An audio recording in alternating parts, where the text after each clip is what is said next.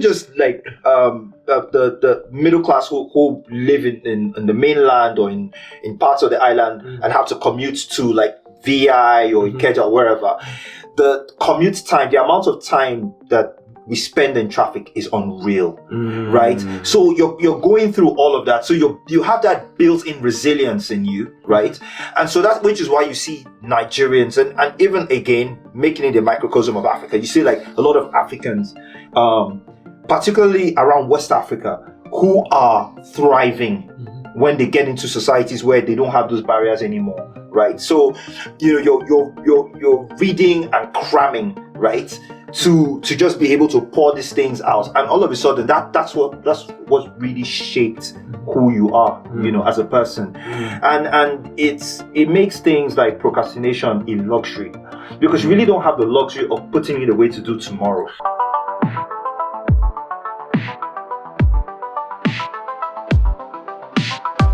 Hello everyone, and welcome to this week's episode of Against All Odds. My name is Daniel Coker, your regular host. And our guest this week is in the person of Mr. Kaelo Ajuluchukwu. Wow. Did I get that right? Spot on. Like I typically when I'm trying to pronounce my name or make it easier for colleagues, I always say it's Kaelo. It's like J-Lo but with a K. So okay, wouldn't have to do that with you. Right. So Kaelo is the head of products and regulatory at a company called Welltech, which I had never heard about, but he's going to tell us about it. And he's got an interesting story. He was born in Nigeria. He's a lawyer by training. He's got a legal background, but he's so much more.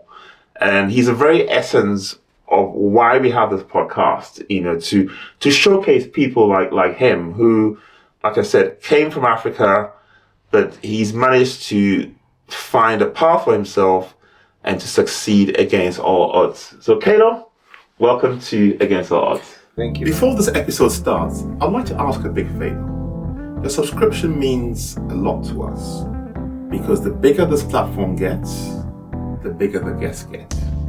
So do me a favor, please click on the subscribe button and the bell notification so that you don't miss out on any future episodes. Now let's get back to this episode. Thank you very much, Daniel, for having me. I've listened to a couple of episodes of your podcast. So I'm very excited to be here. Yeah. It's a good thing. So thanks. So I guess I'll start by just a bit of an introduction. My name is Kaelo. Kaelo is short for Chukwu Kaelo, which is the longer form. Okay. I'm Igbo. I'm born in Lagos, Nigeria. Both my parents were Igbo as well. Dad always wanted me to be a doctor, but I mean, one night I was up and my mom was watching Matlock, and I was like, okay, I think I like what this guy is doing. And this is despite the fact that I was scoring really high grades in the science subjects. Oh, really? Yeah, it was fun. And I absolutely love science. Despise maths, but I love looking at it and just like, law from that point was just like what I wanted to do, and I just went like head first into it. From an extended family of lawyers, senior advocates, what you would call King's Counsel. Okay. So it was KC. So it was pretty easy to just get that like motivation to want to do this. Started off my career with a firm called DLA Piper in Africa. Worked through for about 7 years and then joined MTN, which is like it's the biggest telco in Africa. Yeah. And I worked out of Nigeria, worked through legal, regulatory, at some point was a leading technical regulatory across the country. Did that for about 3.5 years. Joined Facebook, or Meta as people call it, where I was Associate General Counsel, overseeing a lot of our security legal work, overseeing some of our infrastructure work across Europe, the Middle East and Africa, initially Africa, then Africa and the Middle East, and then parts of Europe as well. Did that for slightly over 2 years. And now I'm in Welltech. It's another exciting journey for me. Welltech is one of the biggest fitness app companies in the world, with apps used by millions of subscribers across the globe. Apps like Yoga Go, Muscle Booster, Fast Easy, Fit Coach, apps that just get people moving, get people active, get people breathing and stretching, and just a combination of just mental and physical wellness. And I head product legal, initially product regulation and compliance, but now heading product legal for the company. So it's been a journey, working from Lagos, working across Nigeria, working on projects that were span the continent, and now just working globally. So it's been quite the journey. Moved to London in 2021 when I joined Meta. Moved with my family. I've been visiting London since I was a kid, but living in London and visiting London is two different things. I remember growing up, you'd be like, "Hey, mom, you want to go shopping?" She's like, "Hey, here you go," and you're just like having fun.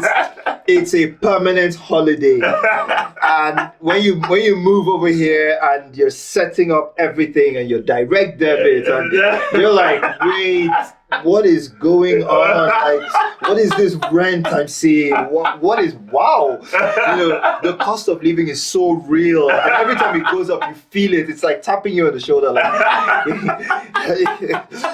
So it's an interesting time in the world. It's an interesting time to be here. In Nigeria, and I imagine it's something that's occurring across Africa. We're seeing a massive exodus of young people, young talents who are moving to other parts of the world, just seeking, just trying to get that better life, if I can call it that. Governments are changing. We recently had elections in Nigeria.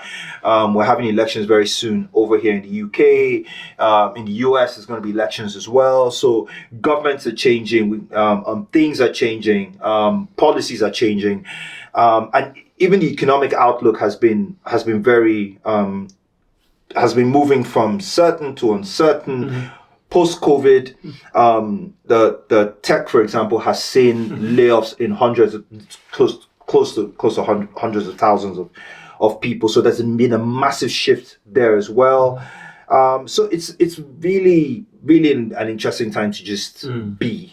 Okay. So it's so Kaelo, I mean, one of the things, I started this podcast by accident.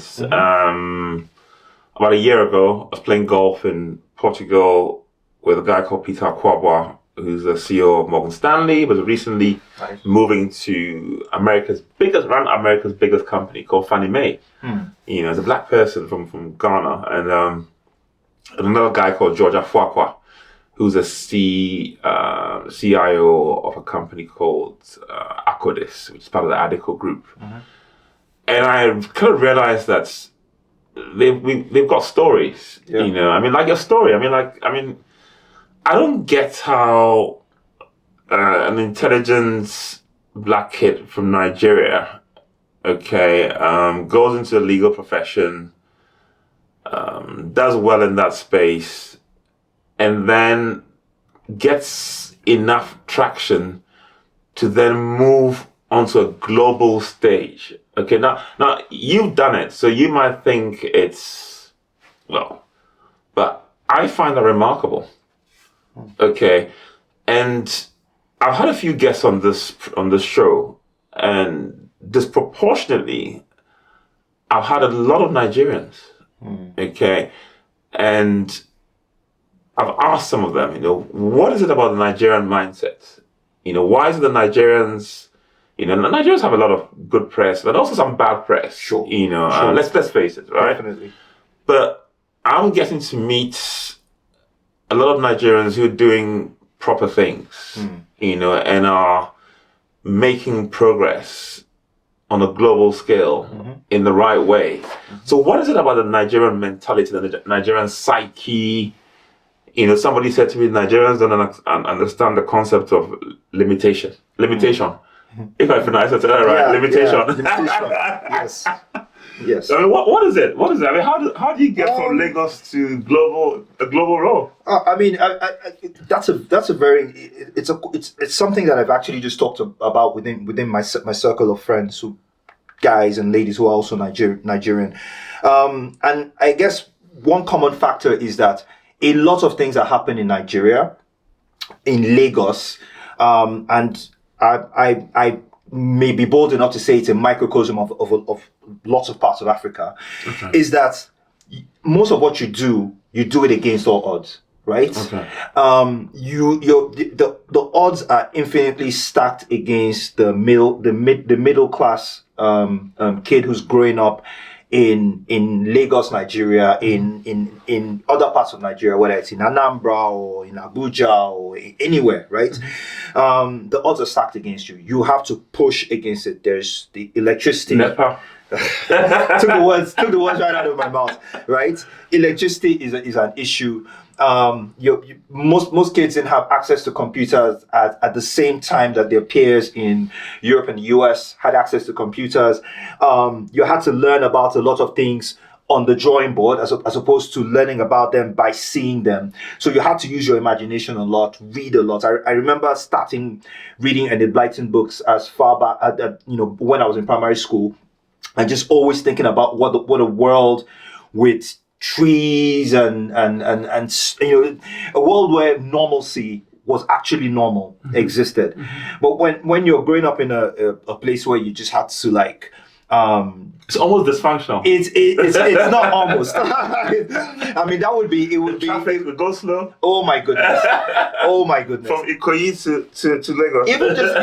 Even just like the middle class who live in the mainland or in parts of the island and have to commute to like VI or Ikeja or wherever.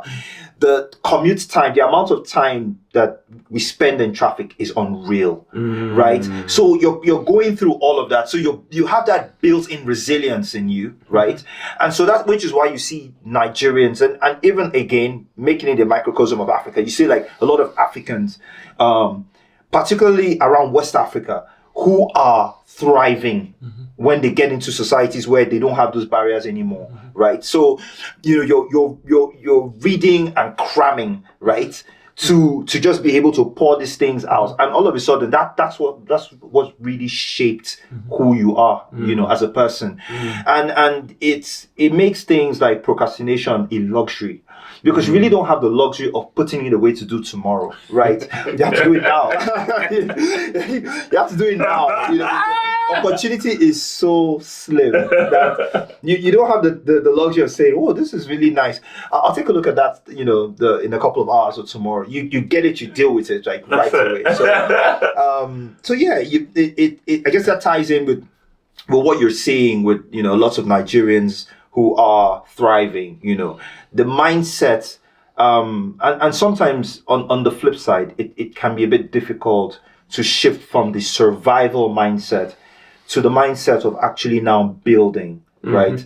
And we're seeing that in Nigeria and in parts of Africa with some startups that are really coming up, whether it's your Flutterwave or your Paystack, you have like people who are really just breaking barriers and trying to really compete on that global scale, I don't take my story for granted, right? I know that it's not a 1 in 3 case of people who would go through that career trajectory of working in-house, working through litigation, project finance, and then going into a different sector like telco, for example. As it is right now, I've worked in more or less like 3 to 5 different sectors, right? And I've been in leadership over about 3 of those sectors, whether it's in telco or whether it's in the larger internet and infrastructure space, or whether it's like right now where I am, which is like what I would call like the fitness or wellness health app sort of space. So it's really of course there's the the base philosophy, which is like, this the hard work, but there's also the speed of adaptation, which is something that goes hand in hand with resilience. So Nigerians are able to adapt, and again, extrapolating this to Africans generally, able to adapt very quickly. And of course, there's surprises along the way, right? You're coming into a work culture that's not predominantly black. So you're living in Nigeria where everybody was the same. You're all Nigerians. You speak the language. You know the mannerisms. It's you understand the work culture, right? And you're moving into a place where it's a different sort of culture. It's a different mindset. You have to unlearn a lot of things and then relearn managing situations, managing upwards, managing downwards, relearn what leadership means in this context, in this climb, and understand why it's not the norm for people who look like you to be in positions such as this. So on one side there's gratitude, but on the other side there's being able to adapt and learn very quickly. So yeah. Quite tied in quite closely to that. And you didn't really mention it, but I also sense, and again, this is something I've just picked up from interacting with people like yourselves, that I sense a certain hunger.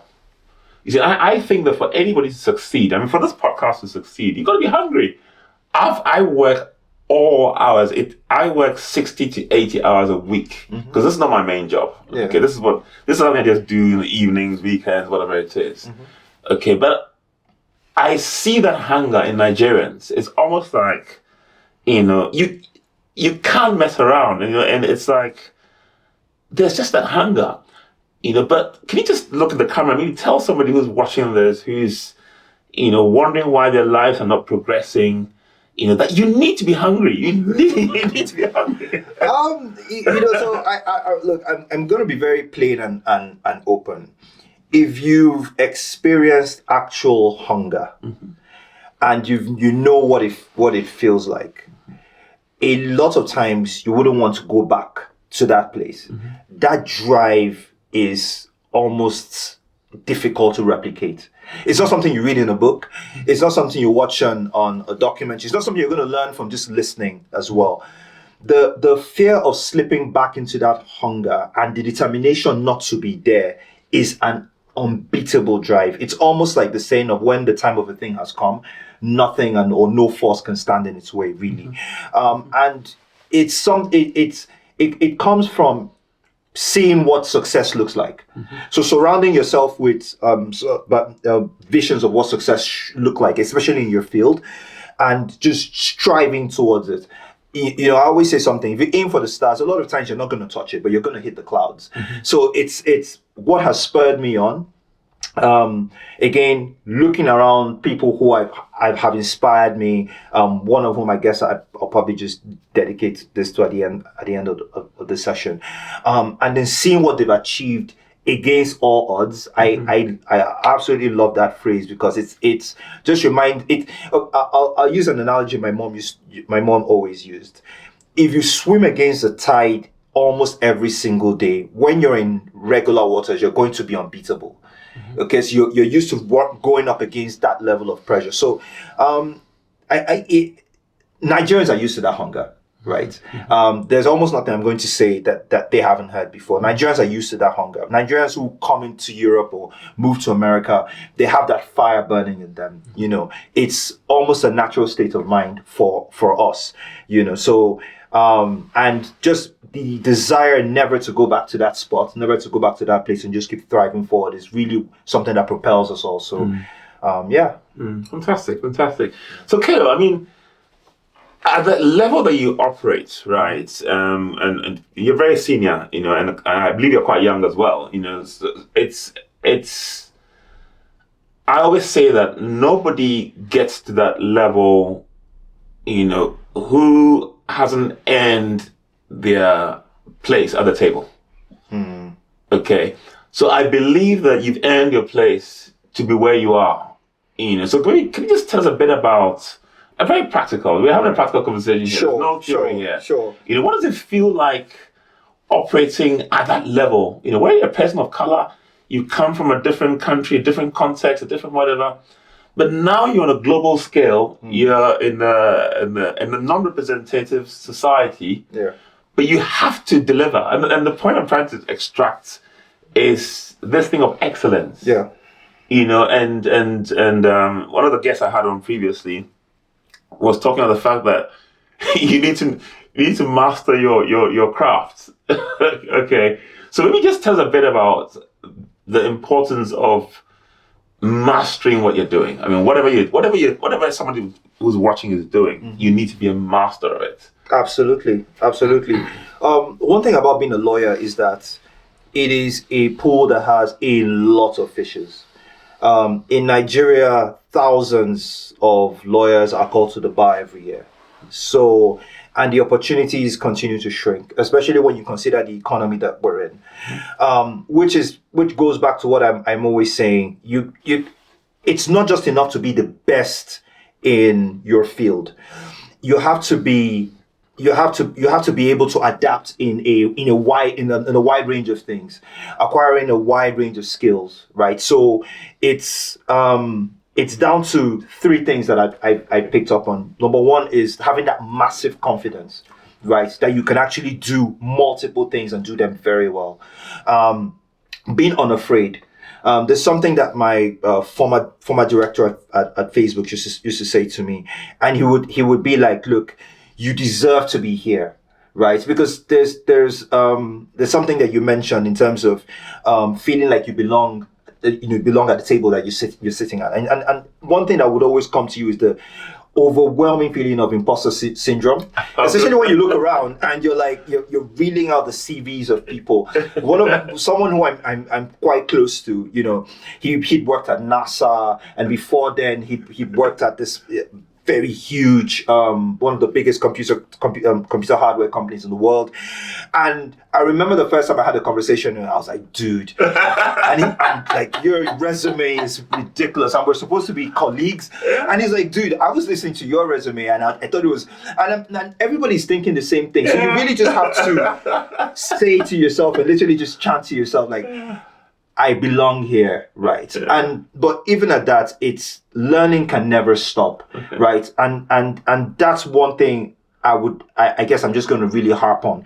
When I moved from DLA Piper to MTN, I started off in like commercial legal advisory and just really tried to build up on that, gain the confidence of my internal stakeholders, and really just work through that. And I remember getting a call from one of the leadership in the entire regulatory that led the regulatory team, saying that he thought I was going to be a great fit to lead technical regulatory. Now I knew little or nothing about it, right? But it literally sharpened up my general legal expertise and just made me it prepared me for what I didn't know was coming next, which was Facebook, right? And getting into that Facebook interview, anybody will tell you something about big tech. The interviews are very, very long and winded and they try to be comfortable, but it can be very you're stressing you out. Right? So it really just prepped me for that, really. And that's something I would always say, regardless of how comfortable you are in your expertise, it's very, very critical that you seek out gaps that you can forecast that are going to be necessary. These days, everybody's talking about artificial intelligence. Everybody's talking about ethical artificial intelligence. People are talking about what that means. It's not enough to just sit down and kind of know about it, but just playing around in that field, trying to learn more about it. What the future of large language models is going to look like tomorrow, how it's going to affect your particular field, how it's going to affect it regionally. Just preparing yourself for the next set of professionals who are going to just come out of that place. So it's not really enough to say, "I'm a lawyer, I'm a brilliant lawyer, I'm fantastic at what I do." I believe that we have to get to a place where we're able to just put our, for lack of a better word, our tentacles into so many different pies and continue to expand the sphere of our expertise. So for me, that's the secret, expanding the sphere of our expertise. Now, that's the practical best bit of it. So people say luck, but I believe that even when you're praying, for example, it still falls down on how prepared you are for the opportunity that you're asking for. So yeah. Okay. What about the ability to sort of think on your feet and organize your thoughts in a logical structure? Because again, I think these are all soft skills that are critical. Definitely. We've had very little prep before this interview, right? And it's not like I'm giving you a list of 10 questions that we're going to go through. Yep. We're just having a conversation, right? Sure. And you've got to be able to think on your feet. And the people that I've seen, I've interviewed, and I've come into contact with, who have succeeded against all odds, are people who are able to, like politicians. You look at Prime Minister's Questions Time, and then you see these guys, and they're bombarding each other with questions. And these are all skills that they learn in public school, in private school. Well, it's called public school, but actually private school. Yeah. These are all, they go to debating society and all these kind of things.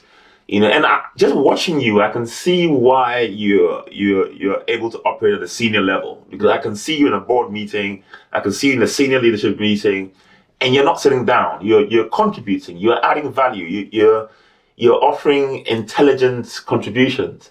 You see, and these are skills that I think are necessary for people to operate at a higher level. Because everybody wants to go higher up. Yeah. But higher up is tough, man. It's tough. Higher up is tough. So tell us a bit about So, I guess one of the things I would always just say is that pressure creates the finest of diamonds, right? So being able to just think very quickly and just move very quickly comes from practicing in pressure. So one of the things I learned back at DLA Piper, just working within the team that I worked in, was you have to think 10 questions ahead. Right, you're working on a legal opinion. This legal opinion is floating up to one of the partners before it goes out. You want to answer all the questions that partner has before it goes up there, and you want to be able to anticipate all the questions that they have. So you're there sitting in front of like 3-4 partners. They're saying, "All right, why are you advising this client to go in this direction?" And you know that question is coming. So you're thinking 10 questions ahead, right? You're thinking, okay, if I answer this question, she's going to ask this follow-up question. I have to be prepared for that. And it's the same way with just having this conversation with you. I'm thinking, okay, Daniel's asked this question, which means he's going to want to know about this. So I can make it easier by just talking about that as well, and just going in there.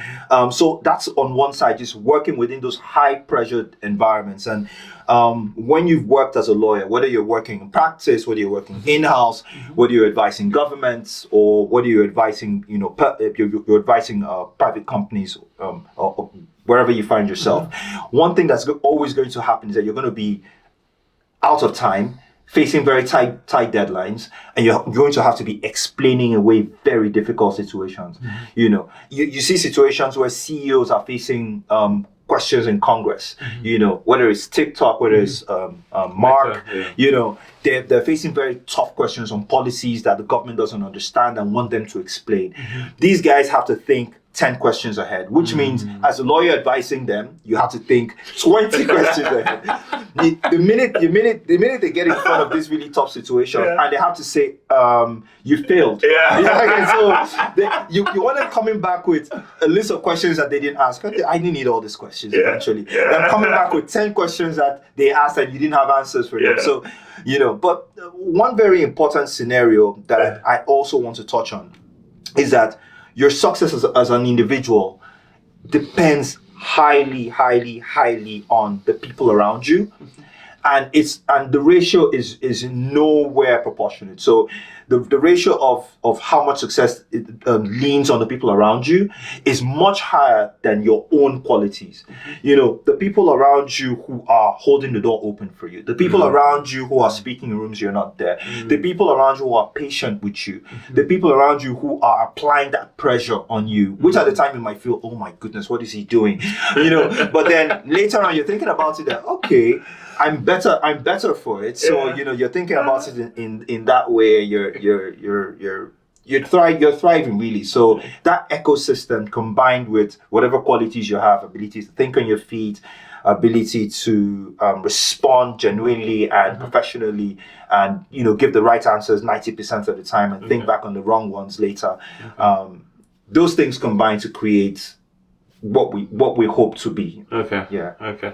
It also looks like you worked in you just told us you also worked in different industries. So you worked in a legal firm, you worked in a telco firm, and now you're working in a technology firm as well. Well, an app, whatever it is, tech firm. How have you managed to straddle the different organizational cultures? Because again, these are things that I think are important. Definitely. Because invariably in life, people are going to move roles, they're going to move around from place to place, even change different countries, and all that. And the ability you mentioned that adaptability is key, but then I would expect that the organizational culture in DLA Piper would have been different from MTN, and again, a bit different from Welltech, which is where you are now. Yeah. So how have you managed to practically, adapt? If I can steal your word. Yeah. Moving from private practice from the law firm to MTN was a massive shift. From that point in time, you're thinking about like where your clients are external, and you can just lean back and just advise them on the outside and tell them what you want them to do. Sometimes leaning in from a business perspective, but a lot of times thinking about it from a more legal perspective. And then moving in-house where your stakeholders are internal, where you have to think alongside the business what the consequences of not doing this or doing this would be, where you have to learn to say, not just saying no, we can't do that, but saying, let's figure it out together. Where the profits matter to you, right? You're not earning a retainer at that point in time. You're literally a part of the company. The success of the company matters to you just as much as it matters to the CEO. That massive shift, I think one of the things I first just told myself was, look, I have to be as permeable as possible. I can't be stuck in my ways. I can't be a tree, You can't move as a tree. Really. Talking to people who are in the company, trying to create those connections as meaningful as they are, walking around, which is impossible in these days where work is very remote. But just, virtually walking around and just meeting people and asking them very key questions. Because no two cultures are the same, right? Moving from MTN to Facebook to Meta was a massive shift because Meta operates on a massively global scale. They affect the lives of billions of people, right? And so trust and safety is an issue, and you're constantly thinking about policies and how each update affects billions of users. You're talking about people who use WhatsApp or Instagram or Facebook or Threads, as you see these days, right? So, and then the culture is very fast paced because you can't wait for that large turnaround time before you make, it's a company of tens of thousands of people. So you're thinking again, what does this mean? You're talking to like your directors, you're talking to people, your peers, you're asking questions. How do you do this? Because a lot of what I find is that you need to be a sponge, right? So you need to be able to soak in as much information and to adapt very quickly. Because the truth is, if you stick out like a sore thumb in a company that's very particular about their culture, you're going to be noticed, and not for the good, not for the good reasons. Yeah, not for good reasons. Because people are going to be like, what's going on here, right? So even down to the speak, the terms, the terminology, communication, and then moving to Welltech was also really different because Welltech is fast moving, they're very successful, not as big as Meta, so decisions have to be made even quicker, right? So where it was easy to say, let's look at this at the end of Q2 and see where we are. At Welltech, that's not okay. Don't have a luxury. No, you're going to be like, let's look at this at the end of week 1 and see where we are. So just thinking very quickly like that is. But I would say the fastest form of adapting is talking to people. Okay. Being very aware of the environment, right? Okay. Just looking around and seeing what people are doing, and then trying to do that as well. And then later on trying to improve on that really, because again, no two companies are the same. Okay. Good. As we come to the end of this conversation, we've recently become acquainted. What made you come on the podcast? Honest response. after our chat, I was very curious. I'm a very curious person. And I think I'd also seen one of the interviews that you posted and just listened to it. And it suddenly struck me that, I think I said this to you before we started. Not a lot of people are listening to Black voices, and not on the diverse scale that you're doing it, right? You're not just aiming at, the people on the C-suite level. You're talking to other people, and I guess it does two things. One, it inspires like people, and not just people, but people of color, to want to get to the point where they're able to sit down next to Daniel and talk to him about their stories. And it also just gets people out there seeing that they're being recognized as well. So the combination of these two things make me really interested and say, you know what, I'm gonna just get down to listen and just have this have this conversation. Really, it's with this crazy guy. I wouldn't say crazy, but it's I'm just having fun. It's definitely a big deal for me. Yeah. And I really admire the dedication, because like you pointed out, and like I already knew, this is something that is from a place of pure raw passion, and it's it makes me want to ask myself what I'm really passionate about and how much time I should be dedicating to it. So this is good. Final question before you go. I mean, what inspires you? What gets you out of bed in the morning? My daughters. Okay. I absolutely love them. I guess just one night, just tucking them into bed, and after just reading them a bedtime story, and just looking at their faces and just saying, man, you've got to give this all you've got. And it makes me wonder what my dad probably thought about just tucking us into bed and just looking at us. And you see this man working hard, or my mom just working tirelessly, and you're like, woof. So it makes me just want to go and go as hard as I can. Yeah. Kaelo, thank you so much for gracing us with your presence on our podcast. I've learned so much. This has been a high energy conversation. I don't know if you can feel it, but it's supercharged. Yeah, it's a supercharged. It's kind of bum, but we could have touched a lot of pertinent points, and for that I'm very grateful. And if you've watched to this point and you've enjoyed our conversation with Kaelo, I'd like you to like this video, leave some comments. Please leave some comments, share and subscribe. We're trying to grow this platform, and the bigger the platform gets, the easier it will be to get guests like Kaelo to come and share their stories. This is a platform where we recognize people's achievements, and I believe that together we can build this platform.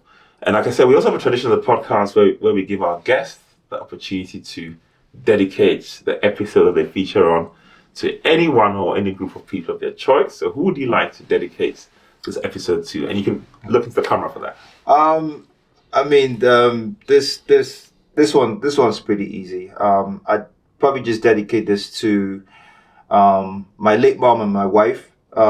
It's nothing to do with Mother's Day coming up very quickly, but they were very pivotal at different points of my career where I had to make the tough decision to move companies, where I was at a place where I was like, do I stay and just coast along this river, or do I move? And just speaking to them, they were absolutely pivotal. I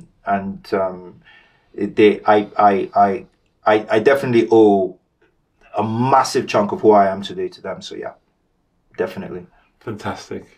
Well, Kaelo, thank you very much. Thank you very much for having me. And have a great afternoon.